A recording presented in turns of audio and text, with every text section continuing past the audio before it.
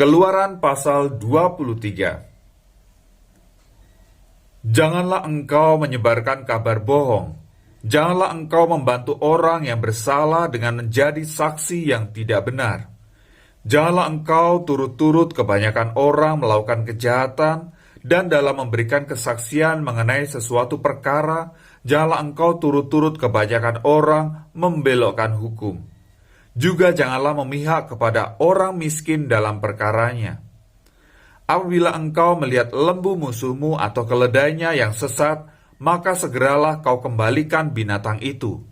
Apabila engkau melihat rebah keledai musuhmu karena berat bebannya, maka janganlah engkau enggan menolongnya. Haruslah engkau rela menolong dia dengan membongkar muatan keledainya.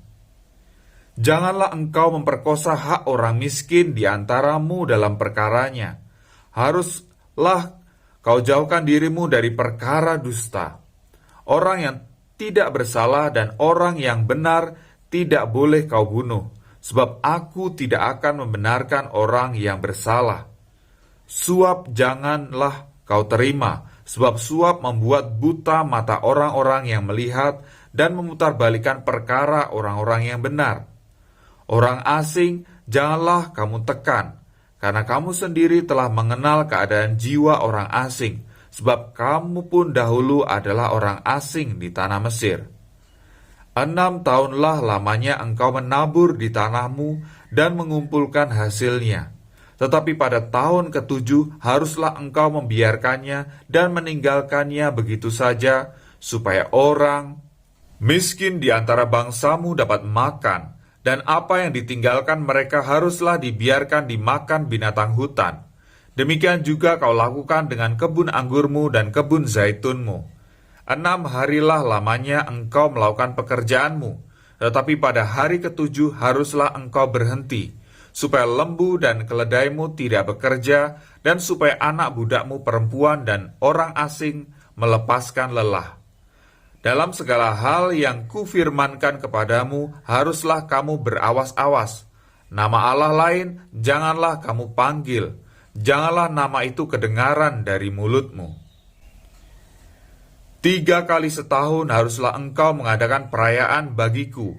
Hari raya roti tidak beragi haruslah kau pelihara. 7 hari lamanya engkau harus makan roti yang tidak beragi, seperti yang telah kuperintahkan kepadamu pada waktu yang ditetapkan dalam bulan Abib, sebab dalam bulan itulah engkau keluar dari Mesir. Tetapi janganlah orang menghadap kehadiratku dengan tangan hampa. Kau peliharalah juga hari raya menuai, yakni menuai buah bungaran dari hasil usahamu menabur di ladang. Demikian juga hari raya pengumpulan hasil pada akhir tahun, apabila engkau mengumpulkan hasil usahamu dari ladang. 3 kali setahun semua orangmu yang laki-laki harus menghadap kehadirat Tuhanmu, Tuhan. Janganlah kau persembahkan darah korban sembelihan yang kepadaku beserta sesuatu yang beragi, dan janganlah lemak korban hari rayaku bermalam sampai pagi. Yang terbaik dari buah bungaran hasil tanahmu haruslah kau bawa ke dalam rumah Tuhan Allahmu. Janganlah kau masak anak kambing dalam susu induknya. Sesungguhnya aku mengutus seorang malaikat berjalan di depanmu untuk melindungi engkau di jalan dan untuk membawa engkau ke tempat yang telah kusediakan. Jagailah dirimu di hadapannya dan dengarkanlah perkataannya. Janganlah engkau mendurhaka kepadanya, sebab pelanggaranmu tidak akan diampuninya, sebab namaku ada di dalam dia. Tetapi jika engkau sungguh-sungguh mendengarkan perkataannya dan melakukan segala yang kufirmankan, maka aku akan memusuhi musuhmu dan melawan lawanmu. Sebab malaikatku akan berjalan di depanmu dan membawa engkau kepada orang Amori, orang Het, orang Feris, orang Kanaan, orang Hewi, dan orang Yebus, dan aku akan melenyapkan mereka. Janganlah engkau sujud menyembah kepada Allah mereka atau beribadah kepadanya, dan janganlah engkau meniru perbuatan mereka, tetapi haruslah engkau memusnahkan sama sekali patung-patung berhala buatan mereka, dan tugu-tugu berhala mereka haruslah kau remukkan sama sekali. Tetapi kamu harus beribadah kepada Tuhan Allahmu.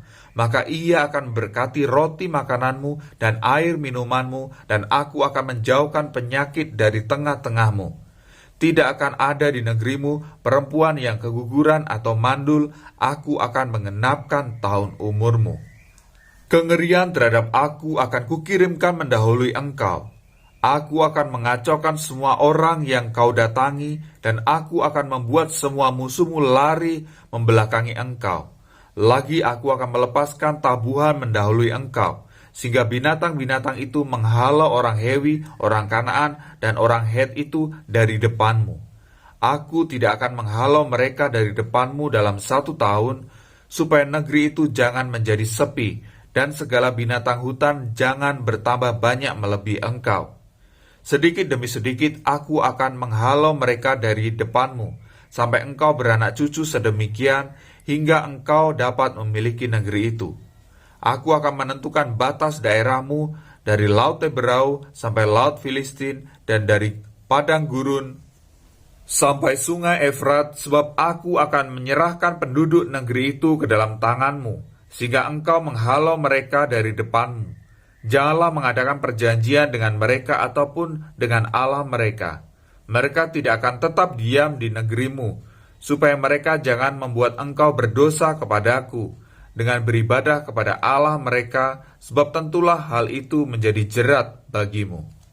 Berfirmanlah Ia kepada Musa, naiklah menghadap Tuhan engkau dan Harun, Nadab dan Abihu, dan 70 orang dari para tua-tua Israel, dan sujudlah kamu menyembah dari jauh. Hanya Musa sendirilah yang mendekat kepada Tuhan, tetapi mereka itu tidak boleh mendekat, dan bangsa itu tidak boleh naik bersama-sama dengan dia. Lalu datanglah Musa dan memberitahukan kepada bangsa itu segala firman Tuhan dan segala peraturan itu. Maka seluruh bangsa itu menjawab serempak, segala firman yang telah diucapkan Tuhan itu akan kami lakukan. Lalu Musa menuliskan segala firman Tuhan itu. Keesokan harinya pagi-pagi didirikannya mezbah di kaki gunung itu dengan 12 tugu sesuai dengan ke-12 suku Israel. Kemudian disuruhnyalah orang-orang muda dari bangsa Israel, maka mereka mempersembahkan korban bakaran dan menyembelih lembu-lembu jantan sebagai korban keselamatan kepada Tuhan. Sesudah itu, Musa mengambil sebagian dari darah itu, lalu ditaruhnya ke dalam pasu, sebagian lagi dari darah itu disiramkannya pada mezbah itu. Diambilnyalah kitab perjanjian itu, lalu dibacakannya dengan didengar oleh bangsa itu, dan mereka berkata, segala firman Tuhan akan kami lakukan dan akan kami dengarkan. Kemudian Musa mengambil darah itu dan menyiramkannya pada bangsa itu serta berkata, inilah darah perjanjian yang diadakan Tuhan dengan kamu berdasarkan segala firman ini. Dan naiklah Musa dengan Harun, Nadab, dan Abihu, dan 70 orang dari para tua-tua Israel. Lalu mereka melihat Allah Israel.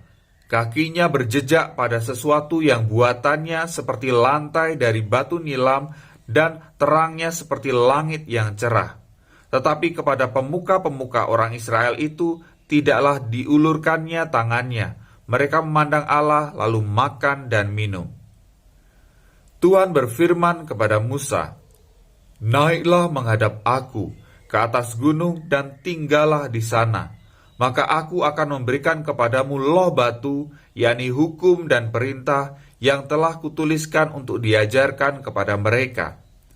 Lalu bangunlah Musa dengan Yosua abdinya, maka naiklah Musa ke atas gunung Allah itu.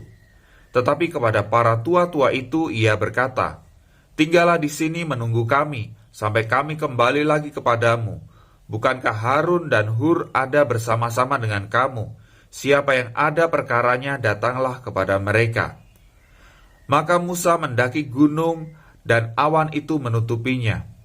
Kemuliaan Tuhan diam di atas gunung Sinai, dan awan itu menutupinya 6 hari lamanya. Pada hari ke-7 dipanggil, nyala Musa dari tengah-tengah awan itu. Tampaknya kemuliaan Tuhan sebagai api yang menghanguskan di puncak gunung itu pada pemandangan orang Israel. Masuklah Musa ke tengah-tengah awan itu dengan mendaki gunung itu, lalu tinggallah ia di atas gunung itu 40 hari dan 40 malam lamanya. Demikian pembacaan Alkitab hari ke-49 yang terambil dari Mazmur pasal 22 ayat 23 sampai dengan 32, Markus pasal 3 ayat 31 sampai dengan 35, Markus pasal 4 ayat 1 sampai dengan 29, Keluaran pasal 23 dan Keluaran pasal 24. Sampai jumpa besok, Tuhan Yesus memberkati.